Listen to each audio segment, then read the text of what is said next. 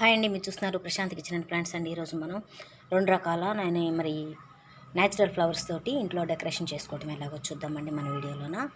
మన ఛానల్ ఎవరైనా first time చూస్తున్న వాళ్ళు అయితే లైక్ చేసి సబ్స్క్రైబ్ చేసి చివరిగా బెల్ సింబల్ నొక్కడానికి తప్పకుండా ట్రై చేయండి.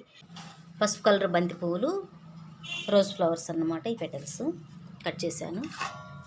మరి ముందుగానే మనం ఒక బేషన్లో వాటర్ తీసుకున్నాము. ఈరోజైతే రోజులా కాకుండా కంప్లీట్గా ఎల్లో వేసేస్తున్నానండి. చక్కగా మొత్తం కూడా ఎల్లో వేసేస్తున్నాను. మరి ఈ బంతి పువ్వులన్నీ కూడా ఇవన్నీ కూడా వేసేసిన తర్వాత ఇప్పుడు గులాబీలండి. ఈ గులాబీలు తీసుకొని ఇలాగా వేసుకుంటా వేద్దాం. చాలా బాగుంటుందండి.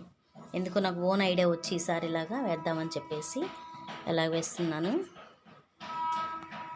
చూసారు, అసలు చూస్తానికి ఎంత అందంగా ఉందనండి ఈ బంతిపూలు, ఎల్లో కలర్ బంతిపూలు. ఈ డెకరేషన్ అంటండి మరి న్యాచురల్ డెకరేషన్ చాలా అందంగా ఉంటుందండి. ఈ రోజ్ ఫ్లవర్స్ అయితే మరి 2-3 రోజుల తర్వాత చూస్తే చక్క దగ్గరకు వచ్చేసి డార్క్ కలర్లో చాలా బాగుంటాయండి. డార్క్నెస్ వచ్చేసి కొంచెం ఈ బంతిపూలు అయితే ఎక్కడ ఉంటాయి, గులాబీలు మాత్రం దగ్గరకు వచ్చేసి కొంచెం డార్క్ కలర్లోకి వచ్చేసి చూస్తానికి చాలా అందం అనిపిస్తుంది అన్నమాట అండి. న్యాచురల్ ఫ్లవర్స్ తోటి ఈ రీతిగా మనం డెకరేషన్ చేసుకుంటుంటే మన ఇంటిని. మా యొక్క వీడియో కానీ మీకు నచ్చినట్టయితే తప్పకుండా లైక్ చేసి ఫ్రెండ్స్కి షేర్ చేసి మా ఛానల్ తప్పకుండా సబ్స్క్రైబ్ చేసి చివరిగా బెల్ సింబల్ నొక్కండి. Thank you.